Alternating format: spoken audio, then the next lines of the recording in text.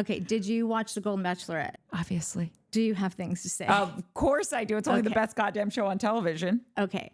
And is anyone even watching Selling Sunset anymore? I don't think they are, but I am because I'm the gutter of television. And I just have some thoughts that I would like to share on watching that this season. Selling Sunset, to me, I'm constantly trying to make it enjoyable. $1 million listing, it's just not. And I think that's why it makes me mad. Had I never known Josh Altman, then I would welcome a new show. But if you're not, fun fact about me, I've never watched $1 Million Listing. I know. Dun dun dun. So much better.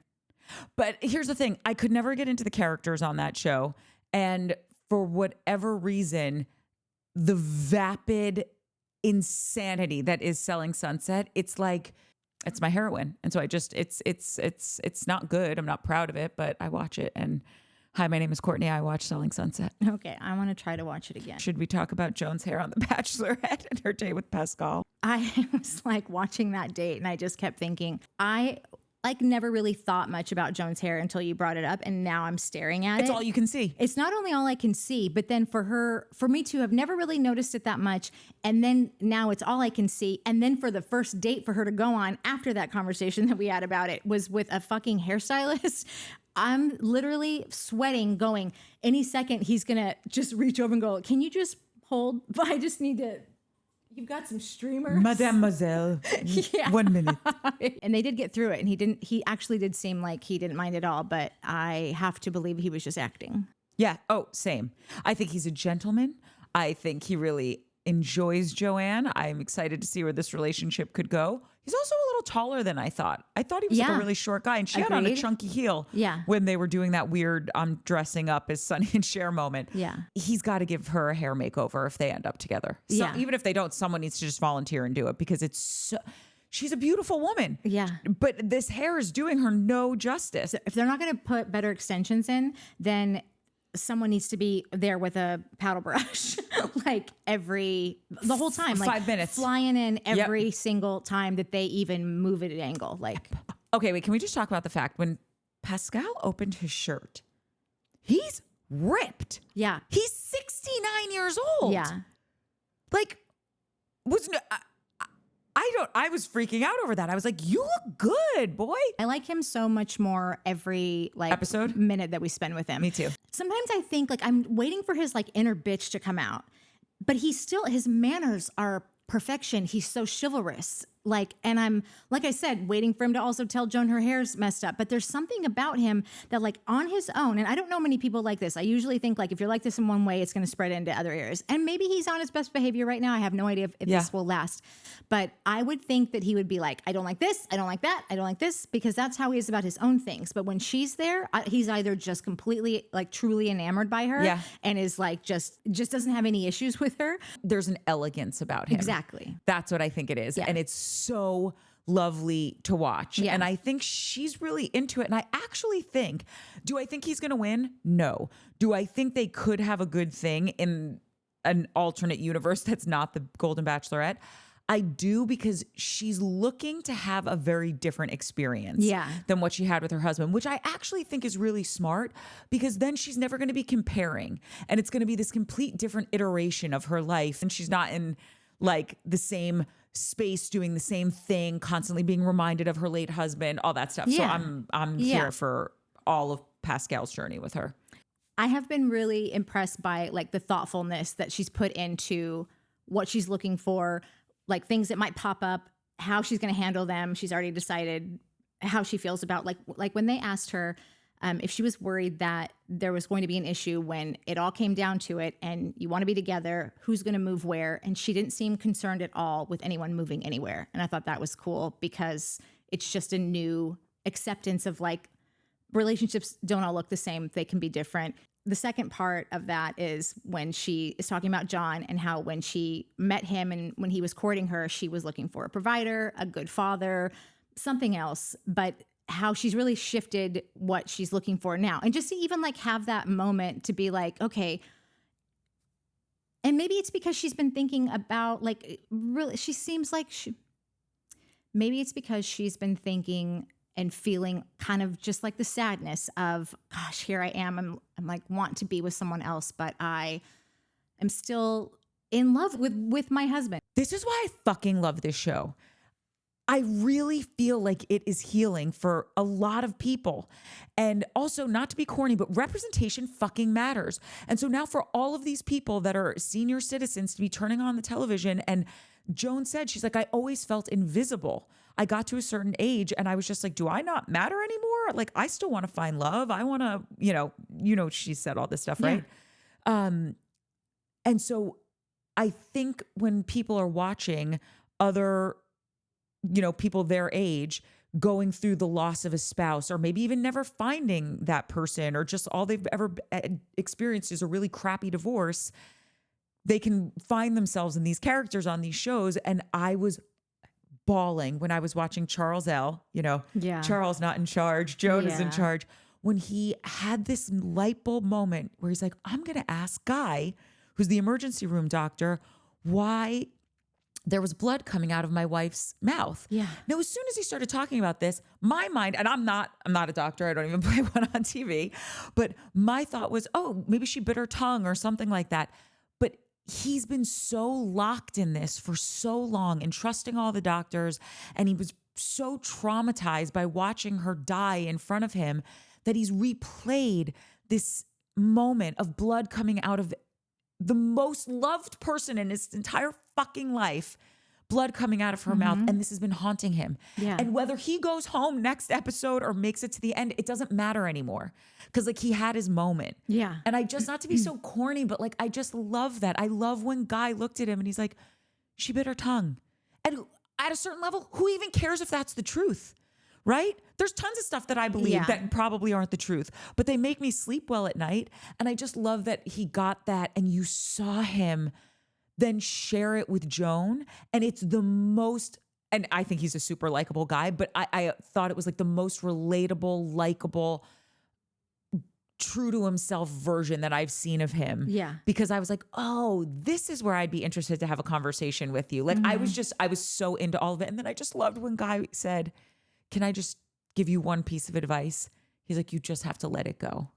I didn't like when he said that. Oh, you didn't? No. Why? I just thought it was like, yeah, we all know what we need to let go. And I just thought like nobody ever wants to hear you need to let it go. And they don't know each other that well. And I just thought like what happened with him finding out this one piece of really information that, and Joan said it right. She said it immediately. She was like, I can't believe no one ever told you that. Yes. Which I also didn't love the way she said that, just because I just am like, he's clearly having this epiphany right now. Like, and she didn't say it rudely at all. But I think I was already just put off by like the other guy being like, it's time to fucking let it go. Like that's how it came off to me.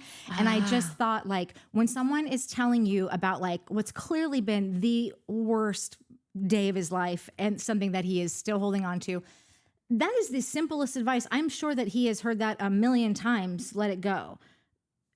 I don't think it's advice to give anyone. Like if someone, especially someone who like this man doesn't seem like, well, I don't want to say he doesn't seem like he doesn't normally open up, but I don't know. It's just all new relationships. And I just don't think anybody wants to hear, move on, get over it. I get that. Know? I do think though, Guy was saying it from like the most well-intentioned place. Yeah, but I also think you're at a certain age. Like, did nobody ever tell you don't say get over it to someone who's like grieving? Like, it just seems to me like you maybe have heard that before and should have taken that advice. I don't know. I'm still. I totally hear what you're saying, and I think it's completely valid. I like that he said it just because I think sometimes, like in college once, I was sitting outside of the student union, just having honestly one of the most awful days. I was so fucking heartbroken about something that had happened at school. Another story for another different show. And I was hysterically crying, and my friend was sitting next to me, and this complete stranger came out of nowhere, and she just walked up to me and she was like, I don't know who you are or what you're going through. I just have to tell you, I promise this too shall pass. And then she walked away. And I was so grateful that she said that to me. And maybe because I had that in the back of my mind, subconsciously, that Guy just meant it in a way of like, you are the most loving husband. You will never not love her. don't let you, because I'm sure he's seen people lose loved ones and they've just never been able to be like, oh my God, if I just got to them a second faster, the heart attack wouldn't have killed them. Or if I pulled my kid's shirt a second quicker, they wouldn't have drowned in the pool. And it's like, you can't beat yourself up over this stuff. Because the one thing I think most people can agree on with the loss of a loved one is your loved one who's no longer here anymore. They don't want you to ruin your life worrying about that stuff. But I hear you. Yeah. Wait, my other things on the Golden Bachelorette was Joan does this really adorable thing. I don't know if you've noticed it. Every time she has a glass of wine. So when she was saying that big thing about like, I don't know if I'm ready for love, she goes, first I need to have a sip of wine. And every time she has a sip of wine, whether she's on a date, about to say something important, she has a sip and goes, And I'm like, Joan, I see you, girl. I feel you. I know. Coors. I love how it's like hits her, like wine's not hitting you that fast, but like, you know it will. And that's good enough for you, is to know that like the sip has happened. And so now you can relax. Yes. It's my Coors Light. Like what is that Will Ferrell movie when he's like, oh my God, when it hits your lips, it's so good. Yeah. It's not even about the effect of alcohol. She just tastes it and it's like, oh, I know. Yes. No, she trusts the process. Yes. She wants the process. I assume he will go home. I don't think that's her. I don't think they're each other's person, but I think that they are serving a big purpose for each other. And when he does go home, I will not be like, oh, I feel so bad. I'll be like, not Kim. I'm sorry. Charles L. I will not feel bad when Charles L goes home, because I will believe that he has gotten what he needed from the experience, and he is going to be able to move to the next level of his life. Once he gets home, he's going to start from scratch there. Exactly. Yeah. That's what I said. Like whether he goes home next episode or makes it to the very end, which again, I don't think that they're MFEO. Yeah. Made for each other. They look like very good friends. They look like he looks like he'll text her some random things and like they'll KIT. Yes, he'll be texting Joan a picture of a selfie of him and his new girlfriend when they're out on their date. Like that's or like, should I wear this? Can I wear this? 100%. Yeah. 100%. When Jonathan, who had the other one-on-one date, the guy that I need to see his birth certificate because I don't believe he's 61 years old. Yeah. He got so overwhelmed with emotion. I also love that he's a really emotional guy. And all the guys were like, no, it's okay. Like it's going to be great. And he said, I'm just nervous what she's going to see. And one of the other guys, I think he actually went home this week. He goes, she's going to see a really great guy. I know. They're so good to each other. It's insane. Like, yes. I know. I mean, it's like next level. I've never seen a group of guys be so like, not just like supportive because like that's the right thing to do, but like loving to give the support, almost like they're having a moment too in the support role. Yes. Like it is really nice. It was so, when he said that, I was just like, this is what I tuned in for, motherfuckers. And then he had such a good date. I know. And I really, you don't like them together. No, like, and it's not that I don't, well, it is some things. I am team Jonathan. I like Jonathan. I like him as a character. I like his look, clearly. I think they're going to have great sexual chemistry. I don't know. I could be totally wrong because I hate when people just like, I haven't like made up my mind about Jonathan, but I have an irking feeling that he's supposed to be, or like maybe thinks he's supposed to be, the next Golden Bachelor. He has said a couple things that have just led me, when you look back at the playbook. What has he said? Well, like, I love that he got to be prom king. I hope his story was true. It was a pretty fucking perfect story. I'm sure it's true. It's true. Pretty perfect story to tell, though, when the winner that night gets to be prom king. The second thing, and because Mike never lets me forget that this is all in a binder that they go to we're on Why does week Mike want 3. Oh, here's what we do on week 3. The one thing that every bachelor, for the next season, says during their season, Bachelor and Bachelorette, is, I don't know if I'm enough. I don't know if anyone will ever love me. And I think he said the exact words, I just don't know if I'm ever going to be enough. Well, maybe he just feels that way, Natalie. Okay. And he also looks considerably younger than her. And I saw when they kissed, I saw it and I'm like, this doesn't feel right. Something doesn't I feel like he might date like 40-year-olds like back at home. Okay, so I'm going to tune into this with my spidey sense the next time we watch, because I actually thought they did have good sexual chemistry and they were going to like have good I think that he's got sex. I think he's got enough sexual chemistry to like go around. So like I think that he's like pretty comfortable with himself, and so I'm not, listen, this is a conspiracy. So this is just like just a little, like, sometimes you get so far into these that it's like, I need to like start like making some like hot takes, because it's like the thing that keeps me interested. Yeah. After all these fucking years and it being like the same thing pretty much every time. I must be a real dummy because I don't need any of that shit. There's like nothing bad that can come of it. Like, I'm going to make this call that like he might not like actually be as like Mr. Wonderful as I thought that he was in the beginning. And then if he is, that's great. There's no downside of me having like a conspiracy. Yeah. It only brings a little bit more like to the show for me. When Joan sat down to have that conversation with all the guys at the rose ceremony, when Mark afterwards was talking about his late wife, Denise, and saying, he's like, I know how she feels, because Denise there will always be a piece of my heart that is just for, oh my God, it's going to make me cry. That's Denise is going to have, like, it will always be hers. I'm in bed sobbing watching this. That is just and also he believes it. Natalie, don't you yuck my yum. Do you think Mark is full of shit with his late wife? No, I think that that's what's her name's dad, right? Yes. Yeah, I think he's the guy. Me too. Wait, I have a conspiracy. Do you want to hear it? Well, it's not really a conspiracy theory, but this is my theory. That they dated before this show started? No. Okay, go on. Okay. My theory is because they're really like teasing him out. Yeah. And he is so cute. I think that, as Mark said like 2 episodes ago, like, the kiss was good. Kiss was good. And you know the way you know about a good melon. Okay. Yeah. Like when you have a good kiss, it's just there. And although there are some people who are like really unaware that they're horrible kissers, and I want to tell them, but that's again another story for another day. Anyway, I remember he was saying in this last episode, I hope I get the one-on-one. Like, I really have things to share with her, blah, blah, blah. I was certain, I'm like, well, they've got to give it to him because he's a crowd favorite. Everyone wants to see their connection. They've been teasing this out since before the show started airing, and he didn't get it. And then he got basically like the second to last or the last rose in this rose ceremony. And I was like, okay, it's either one of two things. They're stringing him along because they actually have no chemistry, but they want to keep people watching for him because everyone likes him. Yeah. Or as soon as they go on a date, it's game over and we just know that it's them. Yeah.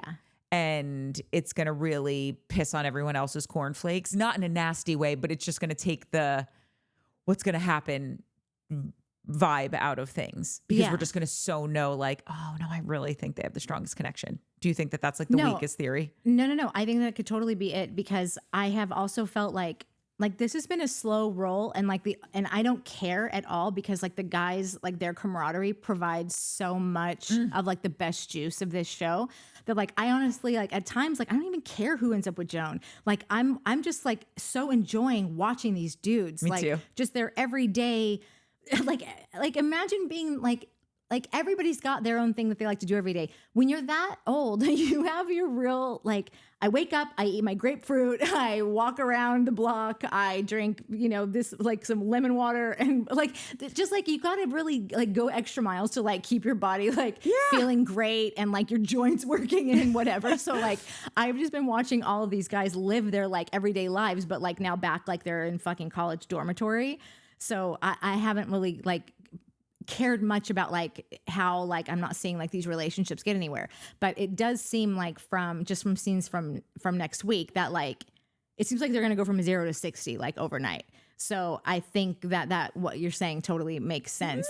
And they could have just been like holding off on really showing that, and then they're gonna get into Release it. the hounds. What week is it? Mike will know what 4. Mike will know what the week 4 in the playbook is. But I have a feeling it's like that's when like you hit the gas. I don't want to see Oz. I don't even want to. I just want to walk down the yellow brick road. Don't yuck my yum. I love this show. I know. Okay, wait. Also, because we're talking about love shows because they're my favorite, and I just made you watch Love Is Blind. Tell me. I just have never been so riveted by conversations going on and people like it